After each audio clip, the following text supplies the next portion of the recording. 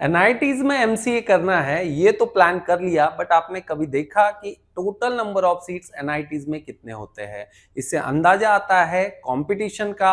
और दोस्तों, आपकी तैयारी आप उस हिसाब से उस फ्लो में ले जा सकते हो। तो इस वीडियो में हम देखते हैं कि total number of seats NITs में कितने होते हैं। बच्चे अक्सर फाइनल काउंट पे फोकस करते हैं, बट दोस्तों आपको अपनी कैटेगरी वाइज सीट मैट्रिक्स को भी समझना होगा। ओपन कैटेगरी के सीट्स अलग होते हैं, एससी एसटी ओबीसी के अलग होते हैं। तो ये समझना, उसके हिसाब से कंपटीशन का अंदाजा लेना और अपनी तैयारी को उस हिसाब से आगे ले जाना, ये बहुत जरूरी होता है। तो चलो समझते हैं कि total number of seats NITs में कितने होते हैं।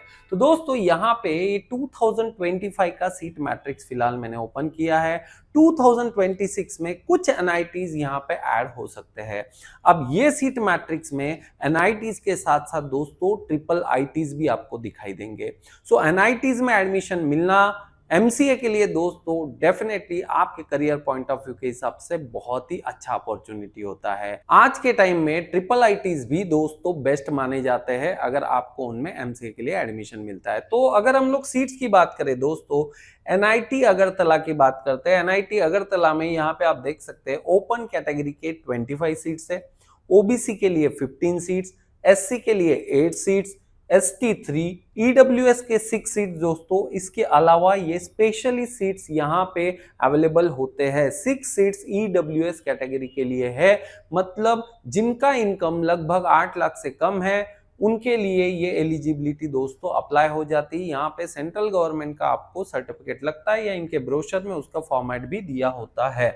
देन यहाँ पे आप देख सकते हैं पीडब्ल्यूडी यानी जो भी फिजिकली हैंडीकैप है उनके लिए भी सीट्स रिजर्व होती है। तो आप यहाँ देख सकते हैं ओपन के लिए कोई नहीं है, बट ओबीसी एससी के लिए एक सीट्स है, एसटी के लिए एक सीट है यहाँ पे। और टोटल सीट्स की अगर बात करें दोस्तों तो 60 सीट्स आपको यहाँ मिल जाते हैं एनआईटी अगरतला में।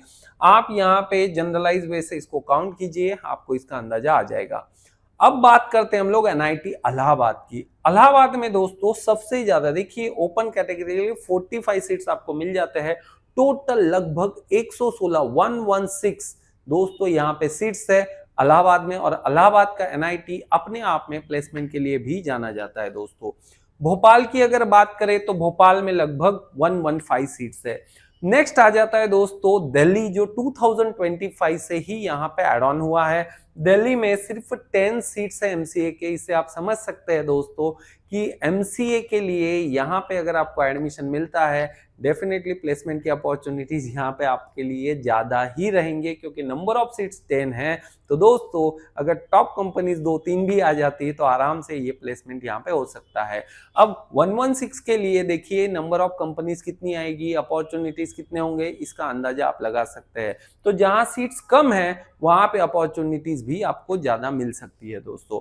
अब एनआईटी दिल्ली में दो टाइप है, एक ये हो गया आपका जो कि सेल्फ फाइनेंसिंग है, और दोस्तों ये गवर्नमेंट एडेड होता है जिसमें थोड़ा सा फीस जो है वो कम हो जाता है। तो यहाँ पे आप देख सकते हैं दिल्ली का कि यहाँ पे 15 सीट्स जो है उन्होंने सेल्फ फाइनेंसिंग के लिए रखे। तो इन टोटल 25 सीट्स ही यहाँ पे है। सेम दोस्तों एनआईटी जमशेदपुर, कुरुक्षेत्र में भी 2 वैरायटी है। अब सेल्फ फाइनेंसिंग में ऑटोमेटिकली क्या हो जाता है, कट ऑफ थोड़ा सा आपका कम हो जाता है।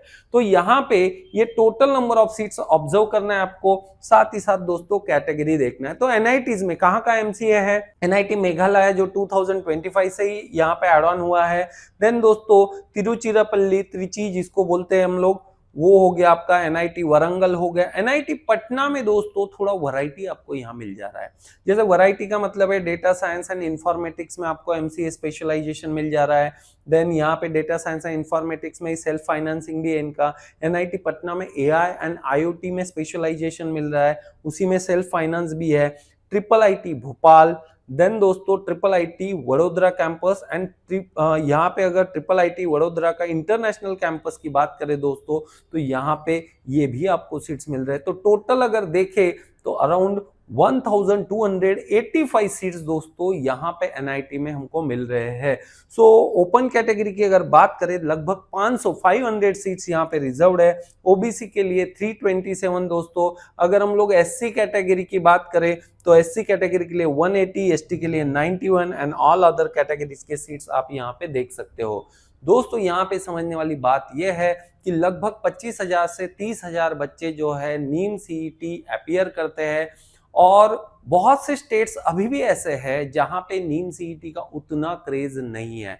जैसे साउथ इंडिया में दोस्तों नीम सेट का उतना क्रेज नहीं है। अभी भी आप अगर देखें तो कंपटीशन जो है दोस्तों कम ही है अगर हम लोग जेई के कंपैरिजन में इसको देखें तो प्लीज यहाँ पे आपको ये ध्यान देना है कि MCA computer science computer application related आपको एक डोमेन में एंट्री करने का यहाँ पे मौका देता है।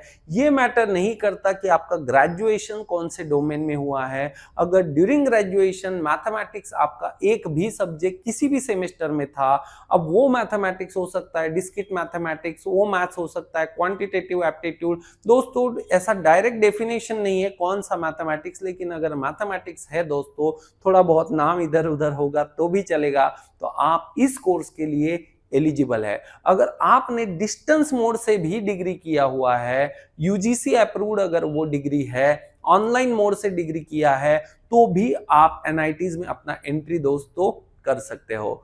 तो फाइनली मैं ये कहूंगा कि एनआईटी में जाना दोस्तों एक सपने के बराबर है। अगर आप मेहनत कर लेते हो तो डेफिनेटली आप एनआईटी में एंट्री कर सकते हो। और जैसे कि मैंने कहा यहाँ पे दोस्तों 2026 ऑनवर्ड जो सिलेबस है वो यहाँ पे थोड़ा सा रिवाइज हो गया है। सो प्लीज आप इस सिलेबस पे भी फोकस कीजिएगा और डेफिनेटली इस सिलेबस को आपको प्रिपेयर करना है। इसका मैंने अलग से वीडियो भी बनाया है।